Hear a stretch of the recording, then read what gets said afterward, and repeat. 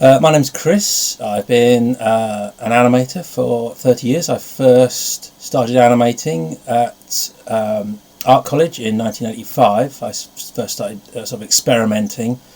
And from that I made a little film after I left Art College, and with that film I got into the National Film and Television School, where I worked on several projects until the early 90s. But my desire to animate, I think, started when I was a child. I used to draw a lot. I used to draw mostly, actually. I didn't write. As being dyslexic, I found it very hard to write. But the ideas were there, and the best way to get them out was to draw them. And I used to just draw and draw and draw.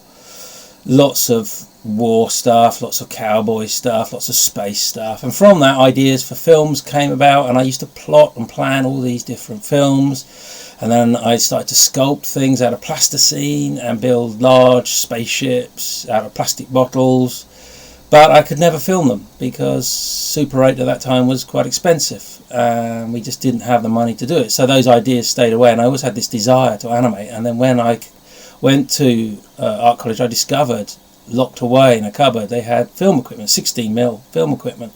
So I spent most of my grant that we used to have in those days on film equipment, on film stock, and with that I started to experiment, and with the help of several tutors, particularly one called Barney Aldridge, who inspired me to really follow my ideas and my dreams, really, and to really encourage these ideas that I had. And from working with him, I did eventually make a film that got me into the film school, as I say.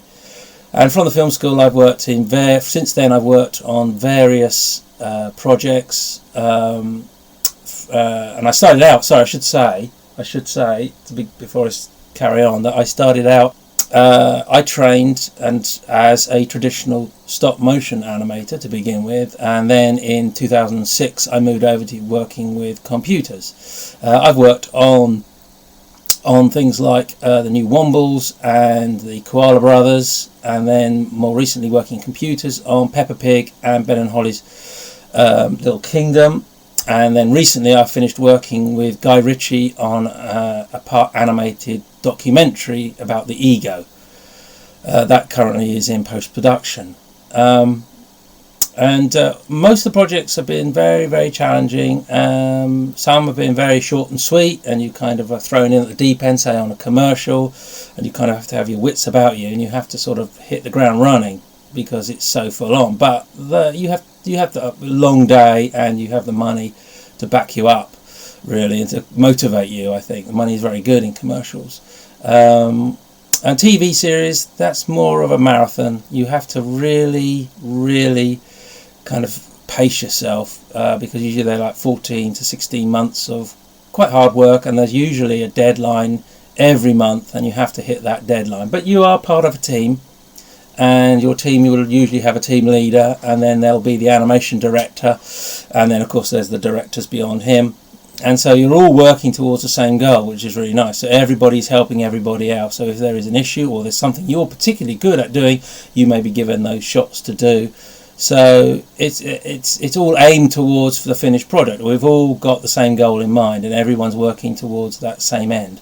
So in that respect, it's a very rewarding experience, because you are working within a group of very talented animators and creatives, and aiming towards this one goal. And I think that's something that's very interesting within the industry, I think. More recently I've been working from home on this particular documentary for Guy Ritchie. Again, that brings its own challenges, because you're working with someone who isn't traditionally working in animation, and they don't fully understand the process that's involved. So that's been very time consuming at times and quite fraught, but ultimately very, very rewarding. And he himself is a man that's very open, despite his credentials. He's very open to ideas and suggestions, and often in a meeting, if a group of us had a stronger idea, he would go with it, or he had an idea and we felt that wasn't quite strong enough, he would go with what we suggested, as long as it was a good idea, as long as it excited him. Along with animating on these various projects, something else has started to take hold, something that I've always been interested in, but before I'd not really had the confidence to do, and that's writing, mostly due to my dyslexia, which took a long time to sort of improve, and I improved that by reading anything I could.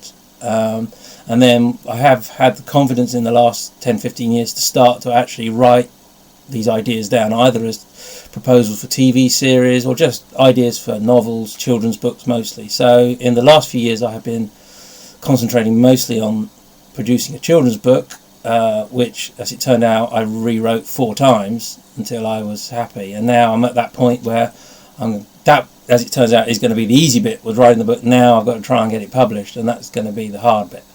But that's, again, a new challenge. As with each animation project is a new challenge, this is another new challenge, and I think that's always very exciting. And indeed, now that I finished that book, working on other projects, working with Richard on an idea, as we've worked on many ideas in the past, this time we really have got a really serious and very strong idea that we want to push forward to a positive end. So we shall just see how that goes. So it's all looking quite bright. How I get work, it's usually through word of mouth, and indeed a showreel.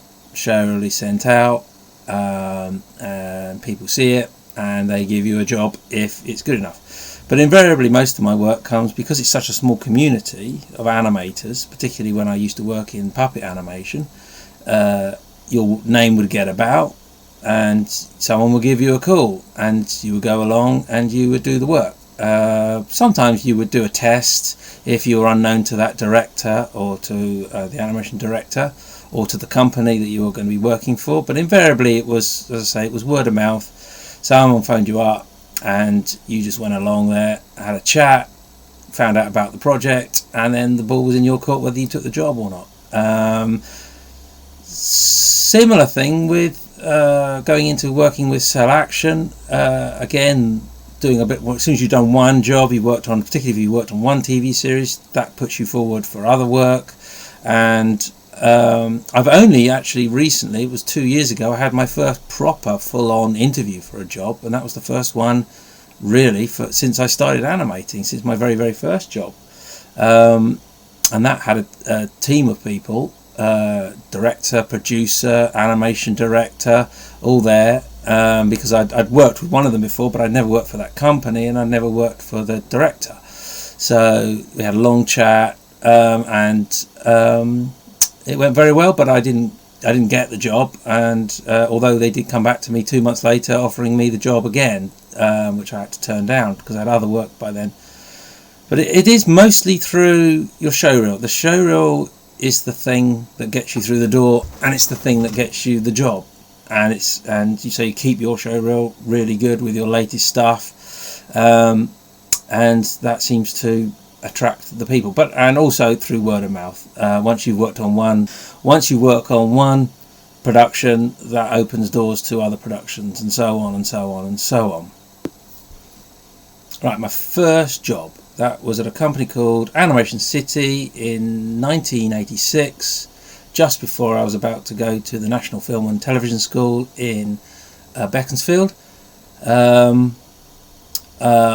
I'd made a little short film at home after leaving art college, and I just sent that out to lots of people, and I got a call one day. Was I interested in being assistant? And well, I was really kind of assistant to the assistant animator. It was a very sort of low job, but I learnt so much. It was on a commercial for a company, I think, that rented out TVs in those days when such things were available to do, and it had for what it was, it had a huge budget, and indeed we had a prestigious lighting cameraman working on it, a guy called Douglas Slocum, who recently passed away, who worked on films like Raiders of the Lost Ark.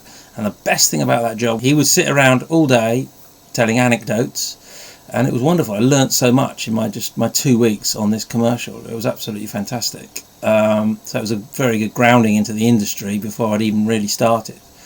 And then I went off to film school, and the rest, they say, is history.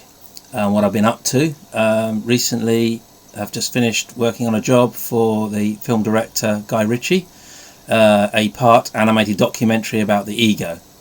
This has been an on-off job really for the last 2 years, and it's funded by Guy out of his own money, and a project that he began 10 years ago, in fact, that was co-funded by his then wife Madonna, but it didn't really work out. It was basically talking heads, and it didn't really kind of gel as a movie. And then a couple of years ago they had this idea of putting in animation, thinking that that would somehow bring life to what they were trying to do. Whether that is true or not, well, time will tell.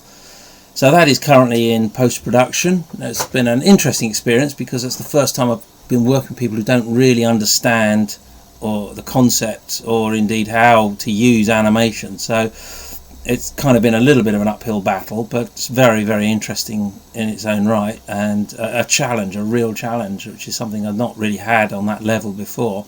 And it is nice to break out of the children's animation mold, which is where I've been mostly working since I left film school. Most of my jobs, bar a handful, have been for kids' TVs, and particularly for preschool. So to work with an illustrious director and someone with his track record is a nice thing to have on the CV. These jobs do come along every now and then, but it's unusual for someone like him to do an animation. But at the same time, it's been good for everybody else working on it, and it's a nice thing to have on the CV. Okay, writing. Well, I'm quite new to it really. As I say, animating I've been doing since the mid-80s, so that's over 30 years. And writing has always been part of that, but it's been kind of a means to an end. The animation was my focus, whereas now that shifted to writing short stories, novels, just writing anything really. So I'm still learning.